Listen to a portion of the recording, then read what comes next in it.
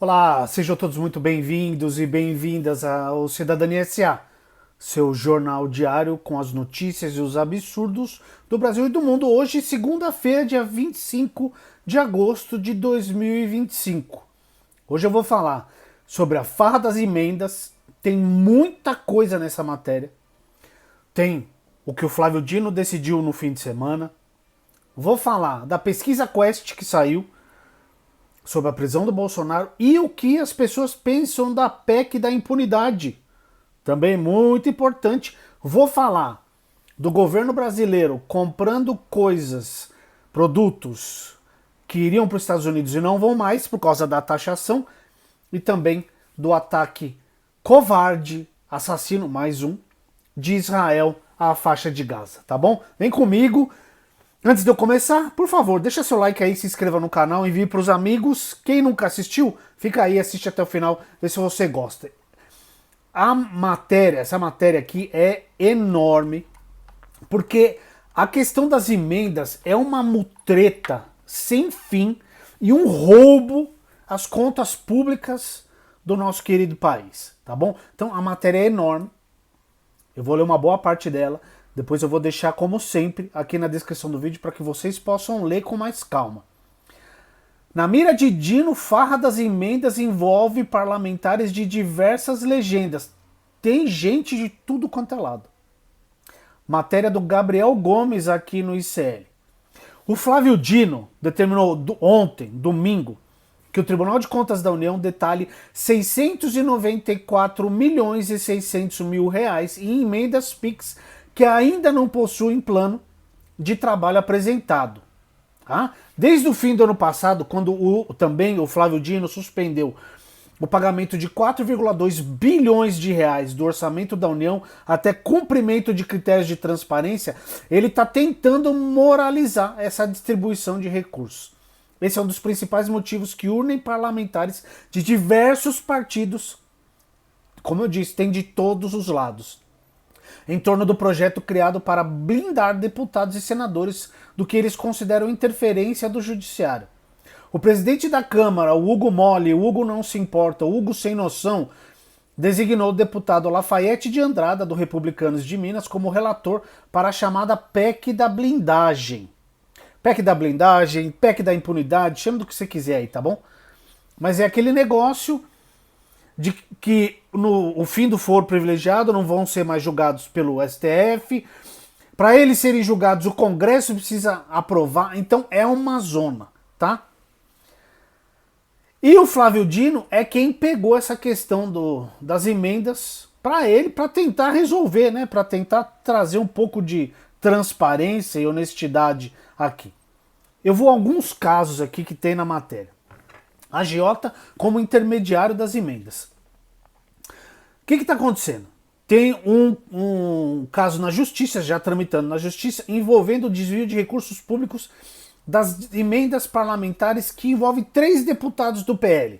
O Josimar Maranhãozinho, do Maranhão, Bosco Costa, do PL de Sergipe, que atualmente é suplente, e o Pastor Gil, também do Maranhão.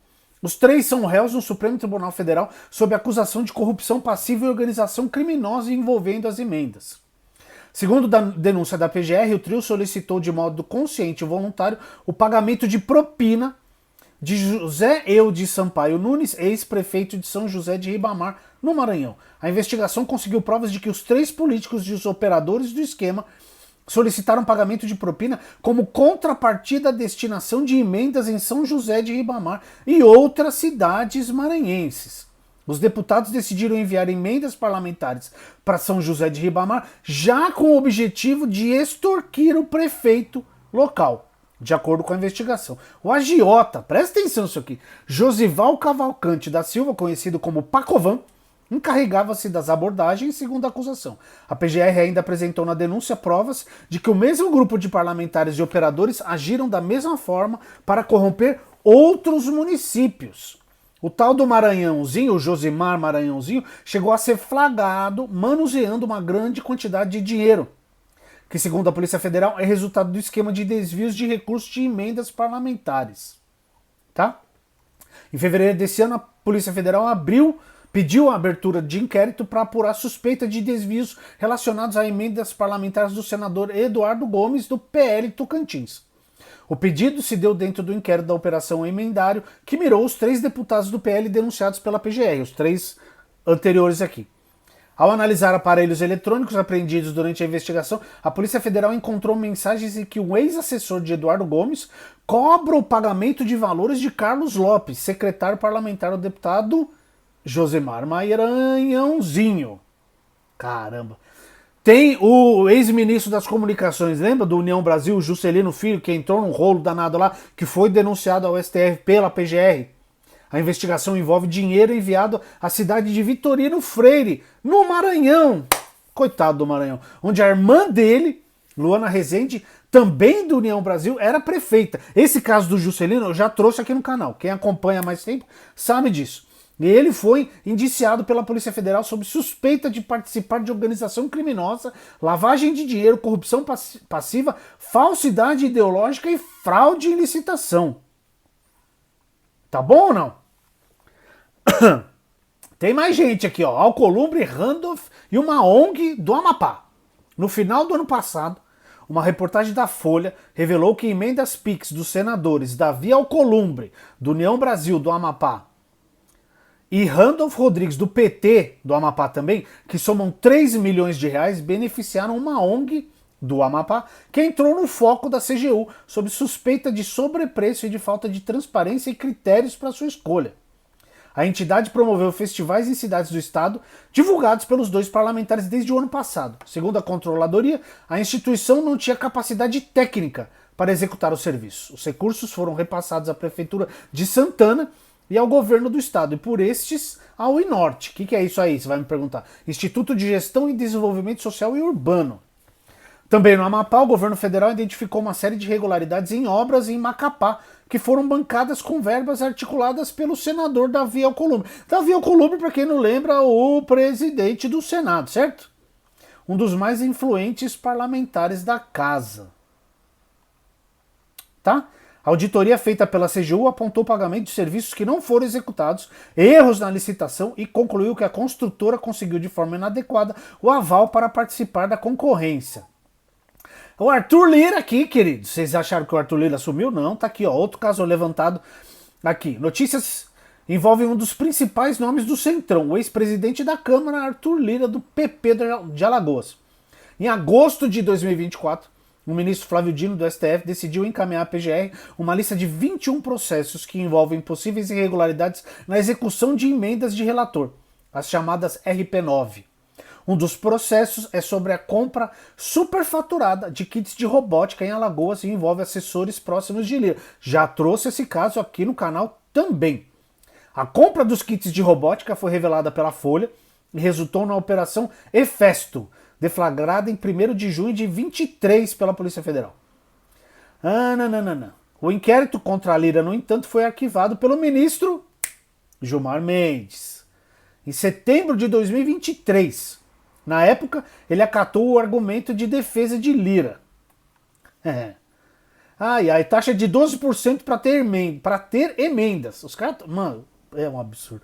O deputado Júnior Mano, falando em Mano, Júnior Mano, o PSB do Ceará, foi alvo recente da Polícia Federal numa operação que mirou desvios de recursos públicos por meio de emendas parlamentares e de fraudes em processos licitatórios e contratos no Ceará.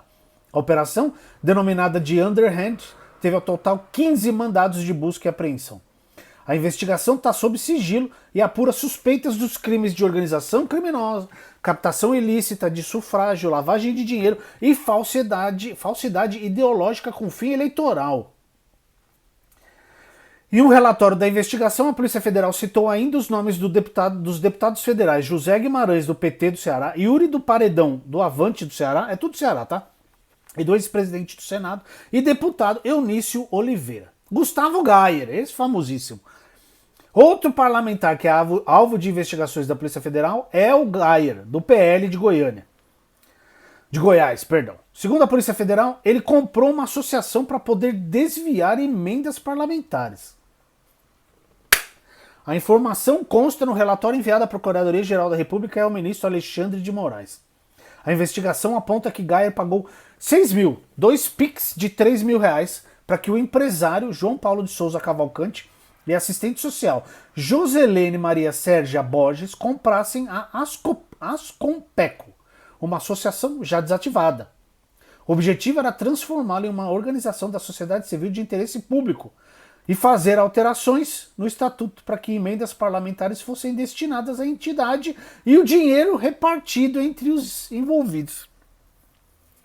Em uma operação de outubro de 24, a Polícia Federal apreendeu 72 mil reais em dinheiro vivo na casa de Bruno Amaral, um dos assessores do Gayer. Ah, tem o pai do Gumota. Isso sem falar das funcionárias fantasmas do Gumota, que eu já trouxe aqui, procura aí nos vídeos do canal. Tem aí, tem um monte de funcionário fantasma lá. Uma obra com recursos de emendas enviadas pelo presidente da Câmara dos Deputados, o Hugo Moli, o Republicanos, em Patos, na Paraíba, governado por quem? Pelo pai do Gumota, o Nabor Vanderlei Filho, foi alvo da PF. A Operação Outside mirou indícios de fraude licitatória e desvio de recursos públicos federais em contratos que somam 6 milhões de reais para a realização de uma obra no município. A prefeitura assinou o contrato de 4 milhões e 200 mil reais em 2021 com a empresa Cesarino Construções para serviços de restauração de avenidas e ruas com adequação de calçadas para garantir acessibilidade. O valor subiu cerca de 5,07 milhões após aditivo contratual. Aí tem aqui, parentes de Omar Nascimento sob suspeita, desvio de verbas que iriam para hospital, essa daqui eu trouxe também, do Afonso Mota, do PDT do Rio Grande do Sul, Ciro Nogueira, o Megamente, e as emendas para o Piauí.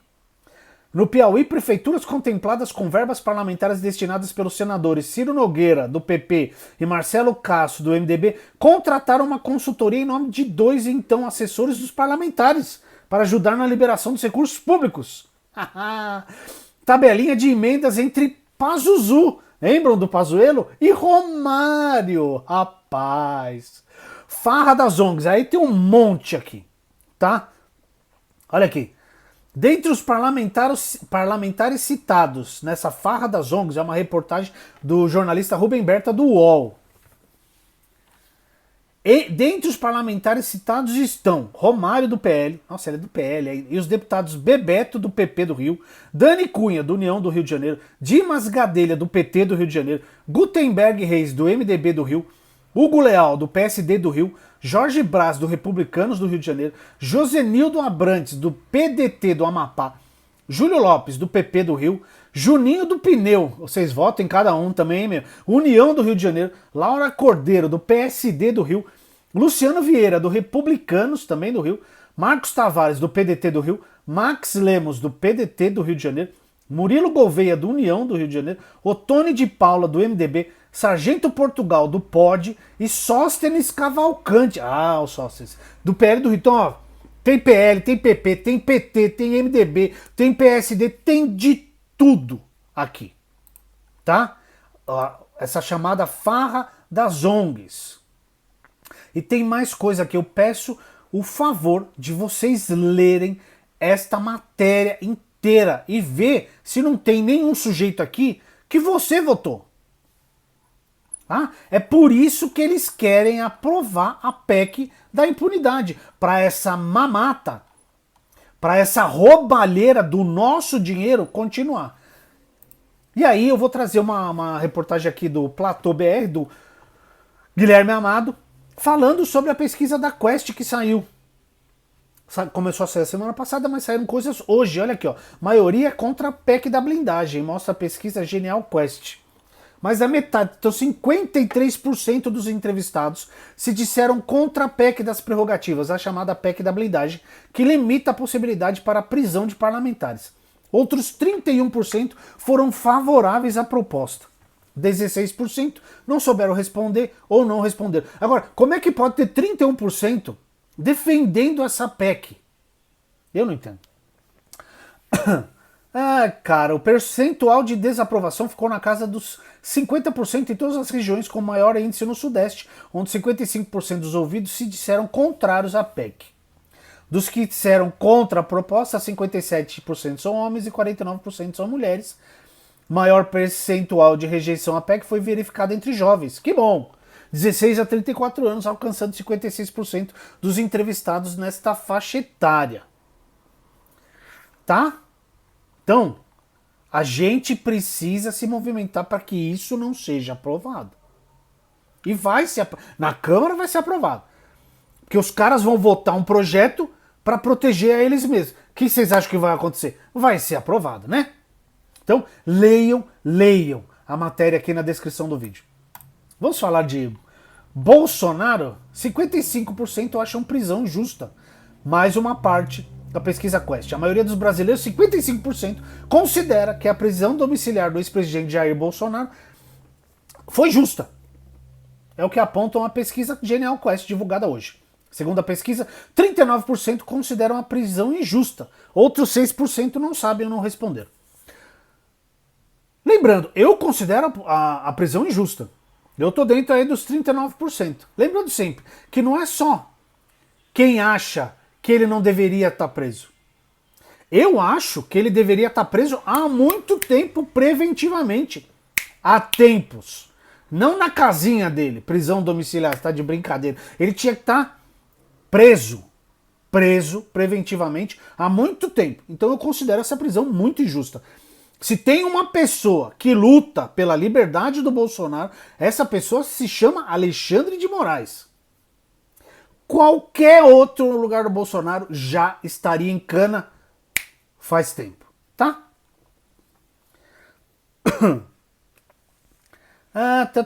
57% dos entrevistados acham que o Bozo fez chamada de vídeo para provocar Moraes. Óbvio.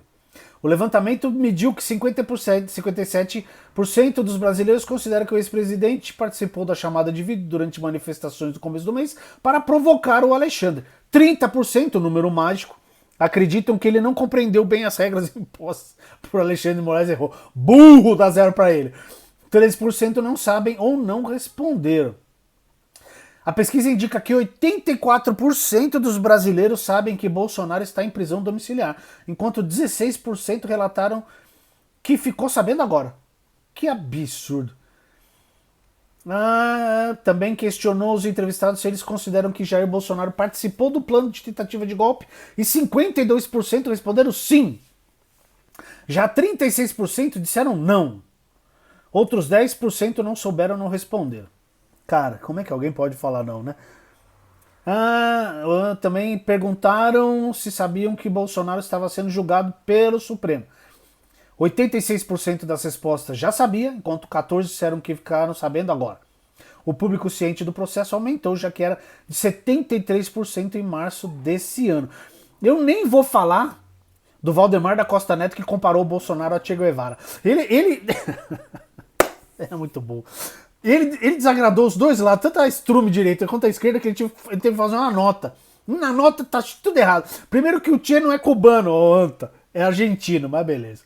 Vamos falar do governo federal. O governo vai comprar pescado, mel e frutas de produtores afetados por tarifaço. Mas deixa café e carne fora da lista por enquanto. O governo federal definiu uma lista de alimentos que poderão ser comprados de maneira simplificada pela União, estados e municípios após os produtos terem sido impactados pela tarifa de 50% dos Estados Unidos sobre produtos brasileiros. Estão incluídos açaí, água de coco, castanhas, manga, mel, uva e uma série de pescados como tilápia, pargo e corvina.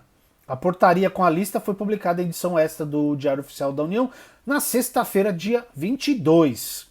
O ministro do Desenvolvimento Agrário e Agricultura Familiar, o Paulo Teixeira, deu entrevista à imprensa e disse o seguinte: tem outros mercados que querem o café brasileiro, já que não tem grande disponibilidade. O fato de o café não ter entrado é por essa razão. A carne, a mesma coisa. Tem outros mercados que vão querer a carne brasileira, que é muito barata e de altíssima qualidade. Ele também afirmou acreditar que os dois produtos ainda serão isentos pelo país norte-americano, que depende desses itens para sustentar seu mercado interno. Vocês viram o preço da carne que está lá nos Estados Unidos? Contra filé, $150. Chupa, negada!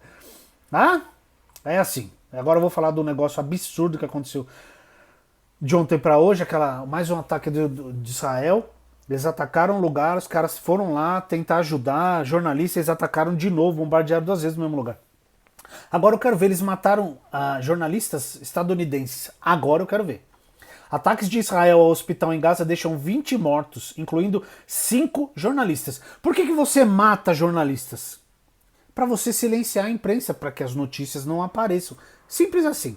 Ok, um ataque em sequência de Israel a um hospital no sul da faixa de Gaza, segunda-feira, hoje, deixou 20 mortos, segundo o Ministério da Saúde de Gaza, controlado pela ANA. 5 vítimas eram jornalistas da imprensa internacional. As agências Reuters e Associated Press confirmaram que funcionários foram mortos nos ataques. Vamos aos nomes dos repórteres aqui. Hussam Al-Marsi, repórter da Reuters. Marianne Daga, videojornalista e colaboradora da Associated Press.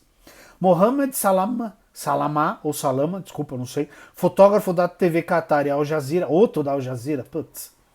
Moaz Abu Taha, que prestava serviços à TV americana NBC, e o Ahmed Abu Aziz, que trabalhava para veículos árabes. A Reuters disse que outro funcionário, o fotógrafo Hatem Khaled, ficou ferido em um dos bombardeios. Tem o vídeo ao vivo, tá? Da Reuters, era feito em cima do hospital, e você vê a bomba chegando, explodindo, é um negócio absurdo, cara. É absurdo o que Israel está fazendo. E o exército israelense confirmou o ataque e disse não ter tido jornalistas como alvo e afirmou que abriria uma investigação. Deixe-me ser claro, as forças de defesa de Israel não miram civis. Vocês só matam civis, seus genocidas de... Primeiro-ministro não, o genocida Netanyahu classificou o ocorrido como um acidente trágico. O presidente lá dos Estados Unidos, o Laranjão de Topete, afirmou não estar feliz com o ataque israelense. Não quero ver isso, disse ele durante coletiva na Casa Branca. Não quer ver? Mano, você tá de brincadeira, velho. Então é isso. Se vocês tiverem estômago, procurem o vídeo aí, eu não vou...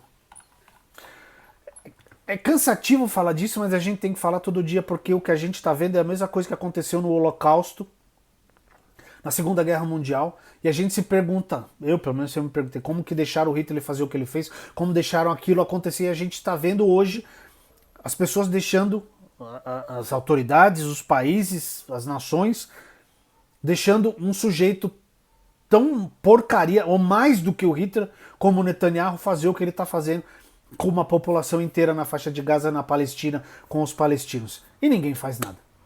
É isso. A matéria está aqui, tudo aqui na descrição do vídeo. Leiam, tá bom? Leiam muito, leiam, procurem notícias, se informem, tá bom? Essa foi a edição de hoje, segunda-feira, dia 25 de agosto de 2025. Um grande abraço para todo mundo e até o próximo vídeo.